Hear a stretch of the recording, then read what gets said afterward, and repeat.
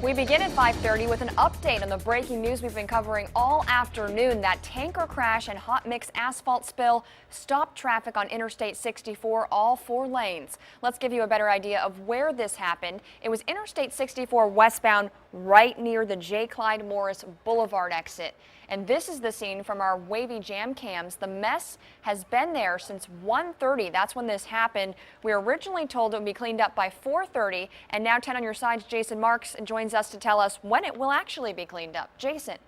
Yeah, and we're looking at around 6:30 now is what state troopers are kind of estimating. Now, the good news is all of that hot asphalt mix is off the road. They have stopped it all up. What they did essentially is just vacuum it up.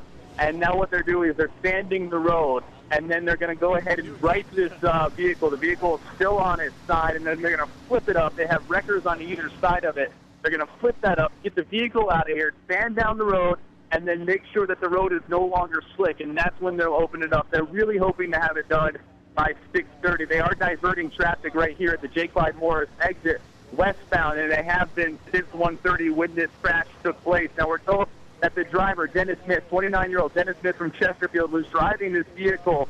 He was headed towards Richmond carrying that 4,000 gallons of that hot asphalt mix. Then that's when he flipped over as soon as he came on the on-ramp. State troopers say that he lost control. He has been cited for that. That vehicle then flipped, and about 1,000 gallons of that material spilled onto the road. Now, we have been battling, obviously, conditions. It's been raining at times, off again, off, on again. And actually, in this case, I'm told the rain might have helped because the solution is water-based. And so what happened is, when it first came out, it was a very thick substance, like a tar-like substance. And as that rain moved through, it actually loosened it up, thinned out the substance, made it much easier for them to vacuum up. Now, we talked with state troopers. They tell us Dennis Smith had been with the company for 3 weeks. That's how long he's been driving with that company. Only driving a big rig for 18 months is what we're told from state troopers. As we mentioned, he has been charged with pretty much reckless driving, a similar charge that state troopers say they've gone ahead and cited him for. He's standing here on the scene. He's okay. I walked up to him a couple minutes ago and asked him if he's all right, and he said he is, and he didn't really want to tell me what happened. He just kept referring me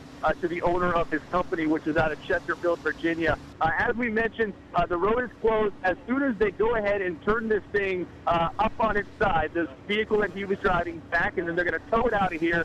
Then they're going to, what they'll do is they'll sand the entire road, clean it up, sand it again, and then at that point, then we'll be able to see if the road is actually able to be opened up. Obviously, it depends how slick it is.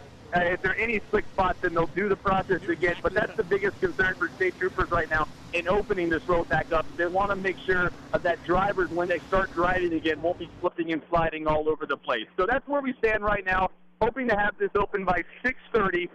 And they're about, like I mentioned, they're about to flip this thing back open, back over right onto its side, and then they'll continue the cleanup process. The good news is all of the material has been sucked up, so that's all gone. Everything is out of the drum. The 3,000 gallons that was left in the drum, they're gone. So that's the good news. So we're standing by. Hopefully the road will open up soon, and we'll continue to cover this, guys. But now back to you. Interesting. We were worried the rain would hurt the cleanup. Jason telling you it actually helped. We want to keep you updated on this situation on Interstate 64. We'll have live reports throughout our 90 minutes of news, so you want to stay right here. Until then, you can check wavy.com, our app, or our Facebook or Twitter feeds.